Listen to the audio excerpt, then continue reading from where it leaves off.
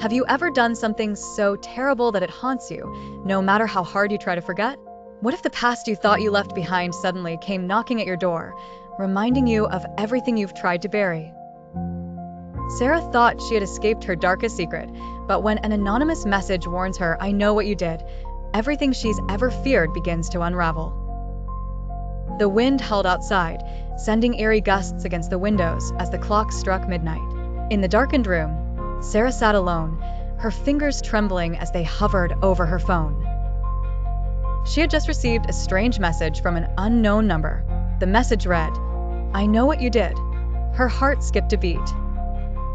Sarah quickly tried to dismiss it as a prank, but the message felt too personal, too unsettling.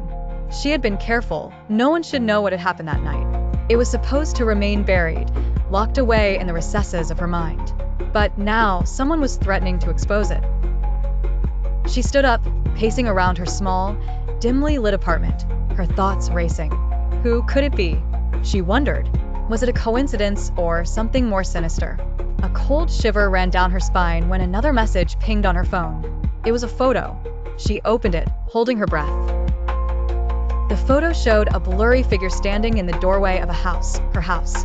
The photo was taken years ago, back when she had first moved in. Her breath caught in her throat. How did they get this picture? Who was watching her? Her phone buzzed again. A new message appeared. "You can't hide from me." Terror gripped her chest as her mind raced to piece together the fragments of her past. She had thought she had left it all behind. The incident, the secrets, the lies. But they were coming back, creeping into her life like a shadow she couldn't escape. The messages kept coming, each one more chilling than the last. A new photo, a voice message. The voice sounded like a whisper, a raspy breath that made her skin crawl. "I can't hear you," it said. "I know you feel guilty. You can't escape what you did." Tears welled up in Sarah's eyes. She had tried to forget. She had tried to move on, but the past had a way of resurfacing. She couldn't deny it any longer. The mistake, the accident, it had never left her. It was always there, lurking in the shadows, waiting for the right moment to strike. She grabbed her phone, desperate to stop the madness.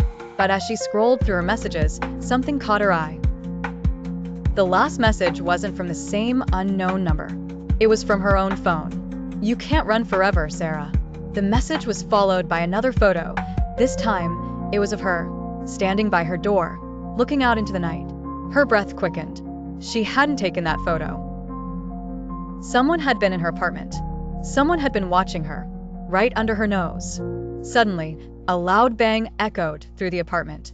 Sarah froze, her heart pounding in her chest. She knew she had to leave, but fear had paralyzed her. Her phone slipped from her grasp as she rushed toward the door. As she reached for the door handle, it turned on its own. The door creaked open. A cold gust of wind swept in, and the lights flickered. In the doorway stood a shadowy figure, its face obscured. The figure stepped forward, the room growing colder with each step. "You can't run anymore," the figure whispered. Its voice familiar, yet distorted. "You thought you could escape, but you're still here. With me." Sarah's body went cold with terror. The shadowy figure stepped closer, revealing a face she knew all too well, her own face, twisted and pale, as though it were a reflection of the guilt she had carried all these years. "I am you," the figure whispered, "and I will never let you forget." A scream erupted from Sarah's throat, but it was too late. The figure reached out, its cold fingers wrapping around her wrist. The room went black.